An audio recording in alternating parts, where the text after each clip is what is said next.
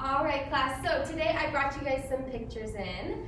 This first one here, so go ahead and with your table group, I want you guys to just talk about what you see, what you think is happening in this picture.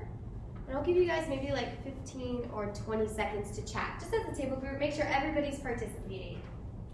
I think it's a ship. Yeah, so there's a boat and it's pretty calm water. Yeah, there's like It kind of looks cold. Yeah, because like the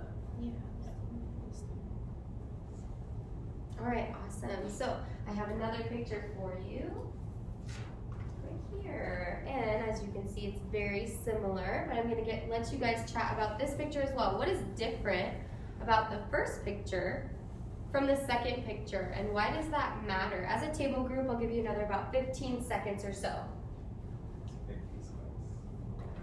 This ship looks very familiar, but I don't know where. yeah, there's like an iceberg or whatever those things are called there. It looks like it's going towards it. Yeah. Yeah. Because the water's like cold. All right, nice, good discussions from everyone.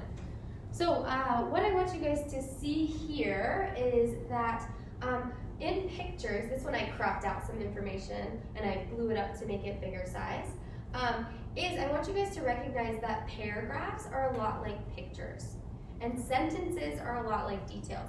So when we take out sentences or we take out like iceberg or something, you get a completely different picture and it can change the whole meaning. So I want you guys to keep these pictures in mind as we move forward with our lesson today, which is called Every Second Sentence, Counts.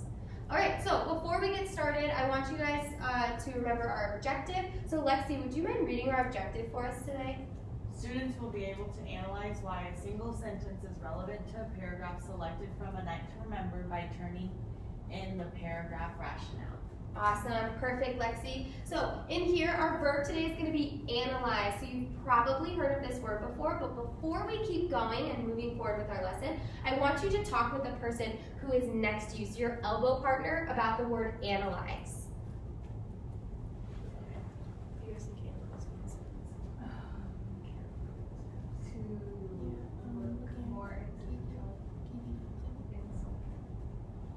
think it means to like kind of like pick things apart and like really like look closely at something.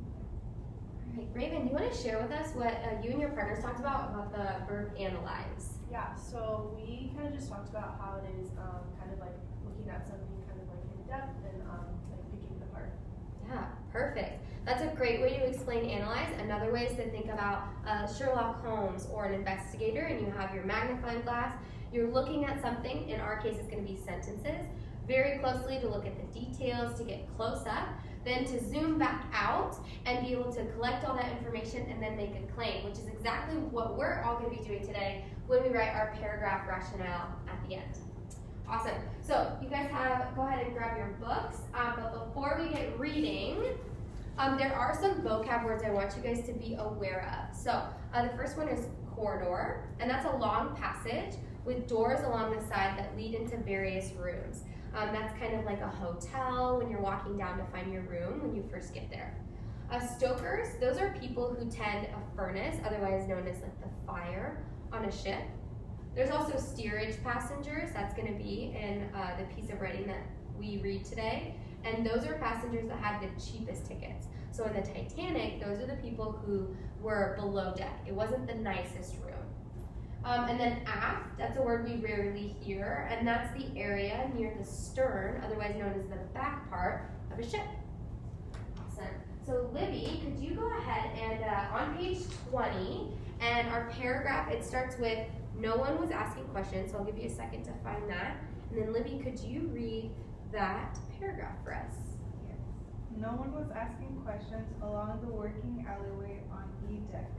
This broad corridor was the quickest way from one end of the ship to the other. The officers called it Park Lane, the crew Scotland Road. Now it was crowded with pushing, shoving people. Some were stokers, forced out of the boiling room, number 6, but most were steerage passengers, slowly working their way aft, carrying boxes, bags, and even trunks. Perfect. Thanks so much, Libby. All right, Connor, could you pick a sentence for us? Any sentence you want out of that paragraph that Libby just read for us. Okay. Now it was crowded with pushing, shoving. Okay, perfect. All right, so with a partner, and then I'm gonna have you guys share out in just a minute, pick any partner you'd like, and you're gonna answer this question and just discuss with your partner, what is this sentence that Connor just picked out for us trying to tell us alone? Go for it, I'll give you about maybe 30 seconds. I think the sentence is like telling us that the area that they were in was very like busy and people were like rushing and something like was going down for them to be pushing each other. Yeah. And it was crowded.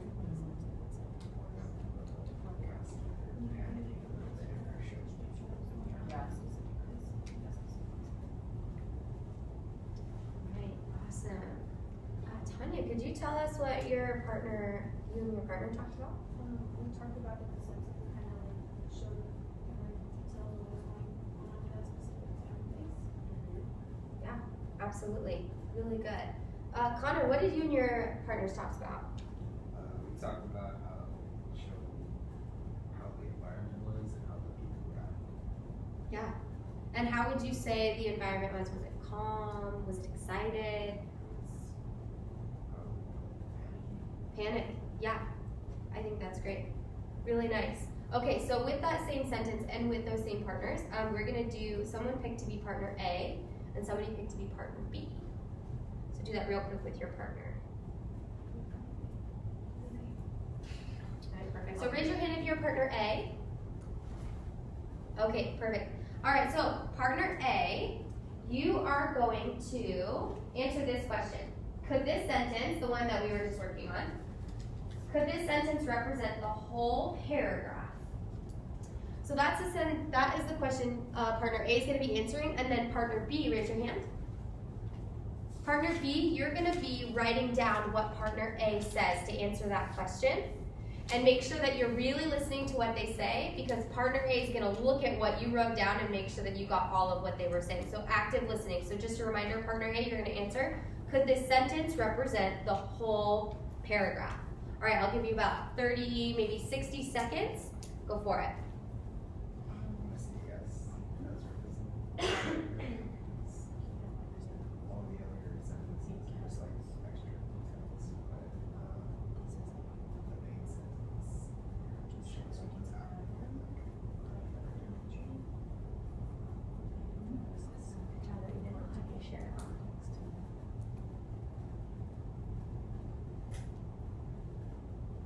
Still have some time, make sure you're finishing up your writing. Double check it with your partner, make sure that you got down all that they were saying.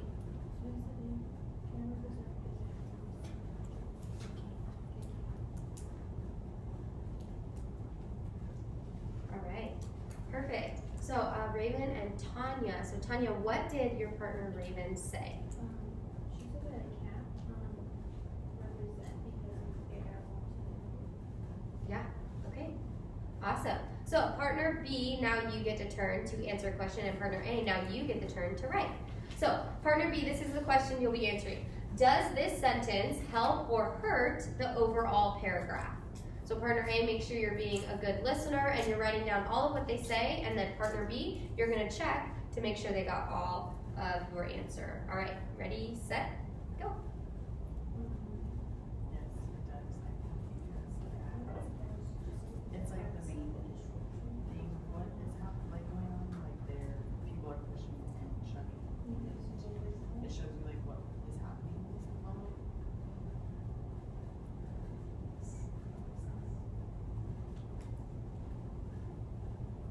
Just a few more seconds, and then Connor, I'm gonna have you share out what you and your partners talked about.